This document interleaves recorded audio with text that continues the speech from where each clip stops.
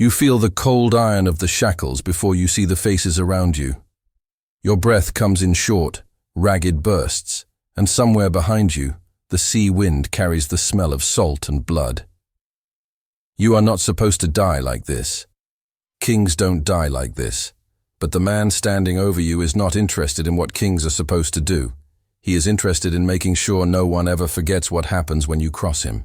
It is the year 867, and England is not yet England. It is a patchwork of kingdoms stitched together by uneasy alliances and older hatreds. Northumbria, one of the most powerful, stretches across the north like a scar. Its king, Ella, has just made the worst decision of his life.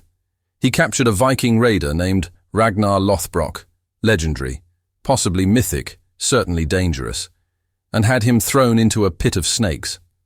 Ragnar died slowly, singing poems about his sons as the venom worked its way through his veins. Those sons did not forget. When the great heathen army arrived on English shores a year later, it was not just an invasion, it was a reckoning. Thousands of Norse warriors, led by Ivar the Boneless and his brothers, swept through Northumbria like a scythe through wheat. They did not come for land. They came for one man. And when they found him, they did something that would echo through history not as a footnote, but as a nightmare. They gave him the Blood Eagle. The first thing you need to understand is that this was not a common punishment. This was not how Vikings dealt with thieves, deserters, or even rival warlords. The Blood Eagle was reserved, it was ritual, it was theatre, and it was only ever spoken of in connection with men of the highest status. Kings, earls, men whose deaths needed to mean something more than mere execution. Ella was dragged into the center of the Viking camp. His hands were bound, but not behind his back. They were stretched outward, held by two warriors on either side. He was forced to kneel, facing away from Ivar. The crowd that gathered was silent. Not because they were told to be, because they knew they were about to witness something that would be carried in their memories until the day they died. Ivar did not speak. He did not need to. Everyone there knew why they had come. Before we dive into what came next, I just want to say, drop a comment and let me know where in the world you're watching this from. It genuinely amazes me that a ritual this dark, this ancient, still pulls us in from every corner of the globe. Now, let's talk about what happened in the dirt that day. He drew a blade, small, curved, sharp enough to split a hair, and he placed it at the base of Ella's spine. What happened next is described in the sagas with a kind of cold precision that makes it more disturbing, not less. The blade moved slowly, deliberately, cutting through skin and muscle along both sides of the spine. Not random slashing, not frenzied rage. This was surgical. The cut followed the vertebrae like a seam, opening the back in two long lines. Blood poured, but not enough to kill. Not yet. Ella screamed. The sagas do not shy away from that detail. They say his voice carried across the camp, high and ragged, breaking in places where the pain became too much for sound to hold. But Ivar was not finished. He set the knife aside and picked up an axe. Not a battle axe. Something smaller, heavier, designed for precision. And then, one by one, he began to break the ribs away from the spine. Each strike was measured. Each crack echoed. The ribs did not shatter. They were pried, levered, pulled outward like the opening of a cage. And here is where the ritual crosses from brutality into something else entirely. Once the ribs were spread wide, Ivar reached into the cavity of Ella's back and pulled out his lungs. The sagas say they were spread over the ribs like wings, that the lungs inflated and deflated with each breath Ella took, exposed to the open air, moving like the wings of some grotesque dying bird. The term Blood Eagle comes from this image. The body, from behind, is said to have resembled an eagle with its wings spread wide, red, glistening, still breathing. Most historians believe Ella would have gone into shock within moments. The human body is not designed to survive that kind of trauma. but the sagas insist he remained conscious long enough to see his own breath leave his body from the outside, long enough to understand what had been done to him, and long enough for every man, woman, and child in that camp to see what happened when you killed the father of Ivar the Boneless. The witnesses stood in a circle, their faces frozen in expressions that ranged from horror to fascination to something that looked almost like religious awe. Some of them were Vikings, who had sailed with Ivar for years, men who had seen battlefields soaked in blood, villages burned to ash, enemies beheaded with casual efficiency. But this was different. This was not the chaos of battle. This was control. This was art carved into flesh, and it terrified them in a way that ordinary violence never could. Now here's where it gets complicated. Because for over 1,000 years, people have argued about whether the Blood Eagle ever actually happened.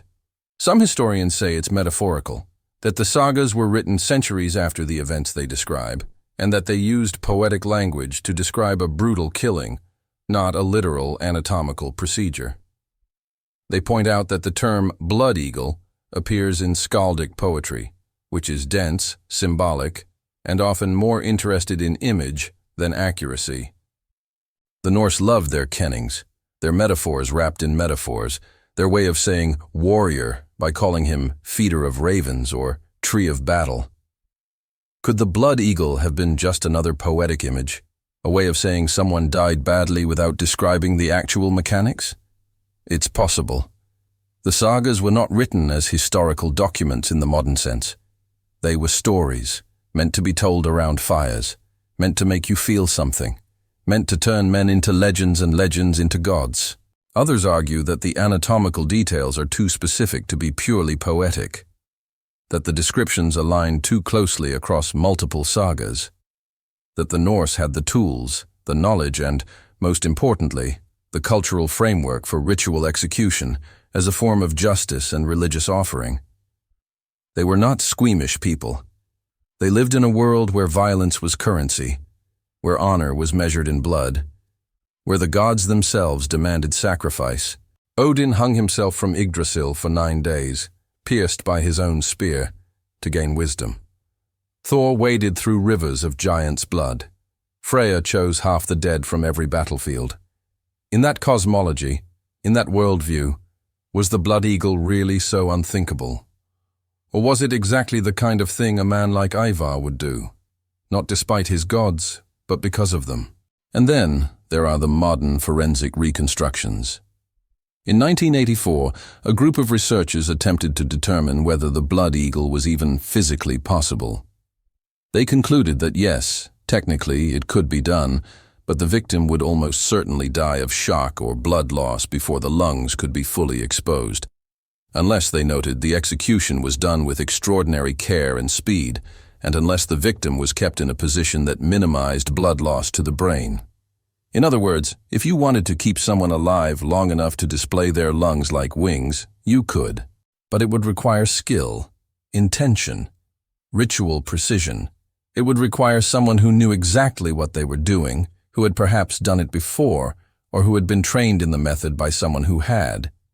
It would require, in short, exactly the kind of cold, methodical intelligence that the sagas attribute to Ivar the Boneless. Ivar the Boneless is one of the most enigmatic figures in Viking history. His nickname has been debated for centuries. Some say it referred to a physical disability, others to his flexibility in battle, still others to a metaphorical softness that belied his ruthlessness. What is not debated is his reputation for cruelty, intelligence, and a kind of cold, methodical vengeance that set him apart even among the Vikings. The sagas describe him as a man who did not fight like other warriors. He did not charge into battle roaring. He waited. He watched. He planned. And when he struck, it was not with rage. It was with the kind of calculated violence that makes people tell stories for 1,000 years. His brothers were warriors in the traditional sense, fierce, strong, eager for glory. But Ivar was something else. He was the one who saw the whole board, who understood that power was not just about winning battles, but about controlling the narrative that came after. The Blood Eagle, if it happened, was not about anger. It was about legacy.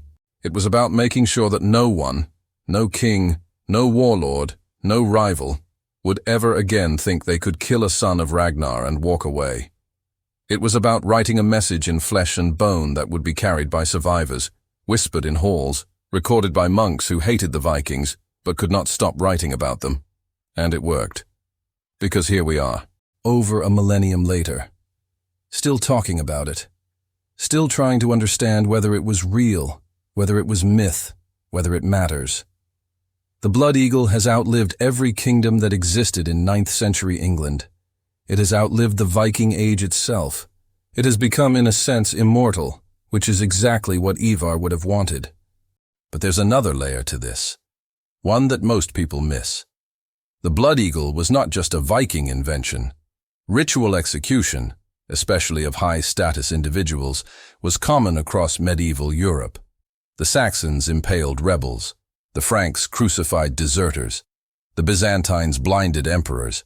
Every culture had its own way of turning death into spectacle, into warning, into myth. What made the Blood Eagle different was its specificity.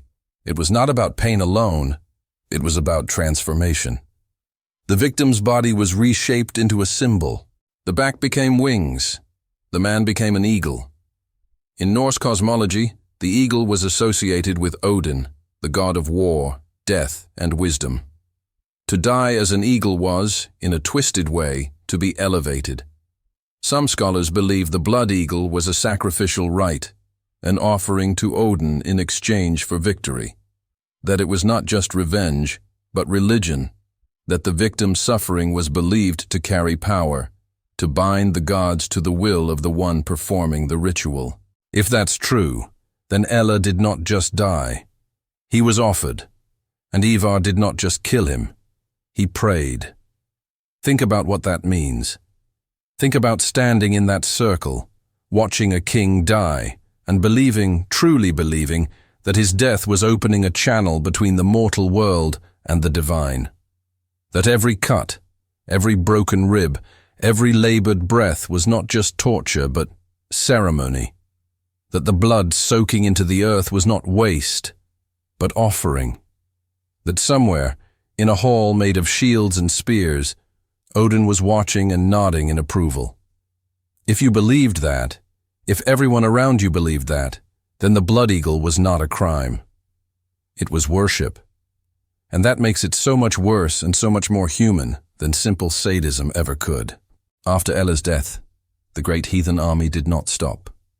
They carved through England for years, toppling kingdoms, founding new settlements, rewriting the map of Britain. Ivar himself disappears from the historical record around 870, his death as mysterious as his life. Some say he died in battle. Others say he lived to old age in Ireland, ruling as a king.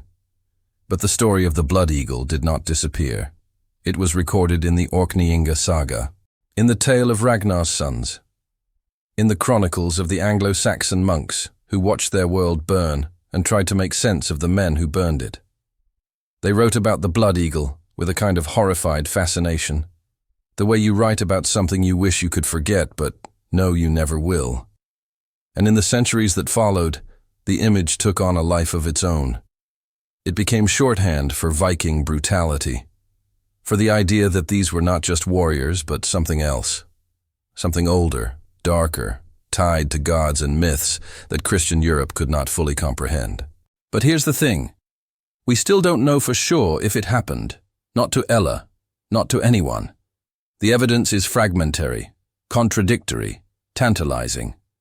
The sagas say yes. The historians say maybe. The archaeologists say possibly. And the truth, whatever it is, lies somewhere in the gap between what people saw and what they remembered, between what happened and what they needed to believe happened. Because memory is not a recording. It is a story we tell ourselves, and every time we tell it, it changes a little. Details are added. Emotions are amplified. The mundane becomes mythic.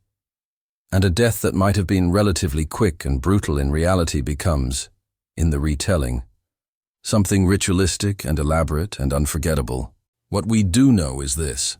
In 1962, archaeologists excavating a Viking burial site in Denmark found the remains of a man who had been executed. His ribs had been broken outward from the spine. His body had been arranged in a way that suggested ritual. The damage was consistent with the descriptions in the sagas. The find was not conclusive. It was one body, one possibility. But it was enough to shift the debate. Because if the Blood Eagle was real, if it happened even once, then it means the sagas were not just myths. It means that somewhere, at some point, someone stood over a kneeling king and decided that death was not enough, that the body itself had to become a message. And it means that Ivar, or someone like him, had the knowledge, the tools, and the will to do it. The researchers who examined the remains could not say for certain that this was a Blood Eagle victim. The skeletal damage could have other explanations, but the pattern was there, the possibility was there, and that alone is enough to keep the debate alive, to keep historians arguing, to keep the story circulating through popular culture like a virus that refuses to die. There is no monument to Ella, no tomb, no statue, no place where you can stand and say, "This is where it happened." His death is recorded in fragments, scattered across sagas and chronicles written by people who were not there, who did not see, who only heard the stories that survivors carried with them. But the image remains. A man on his knees in the mud, the wind cold, the crowd silent, and behind him, a blade moving with ritual precision, cutting not just into flesh, but into history itself. The Blood Eagle, real or imagined, endures because it touches something we don't like to admit, that death for some is not just an ending. It is a performance, a warning, a way of saying, this is what happens when you forget who we are. And whether it happened exactly as the sagas say, or whether it was exaggerated, mythologized, turned into legend by generations of storytellers, it doesn't matter. Because the fear was real, the memory was real, and the message, carved into the body of a king, was clear. You can still see it, if you know where to look. Not in museums or textbooks, but in the way people talk about the Vikings even now, with a mixture of awe and dread, as if they were not quite human. As if they came from a world where the rules were different, where gods walked among men and where a king could die with wings spread wide, breathing his last into the cold northern air. The Blood Eagle was not just a method of execution. It was a story that refused to die, and in the end, that might have been the point all along. Because stories are how we survive death. Stories are how we make meaning from violence. Stories are how a 9th century execution becomes a 21st century fascination, passed down through generations, translated into dozens of languages, debated by scholars and enthusiasts and curious minds who cannot quite look away from the horror of it. The Blood Eagle lives because we keep telling it. Because we keep asking whether it was real. Because we keep trying to understand what kind of person could do that to another human being, and what kind of world could produce such a person. And maybe, in asking those questions, we learn something about ourselves, about the thin line between civilization and savagery, about the stories we tell to make sense of the darkness, about the fact that 1,000 years is nothing when it comes to the human capacity for both cruelty and fascination. The Vikings are gone. Their kingdoms are dust. Their gods are silent. But the Blood Eagle remains, carved into our collective memory like wings spread wide against a grey northern sky.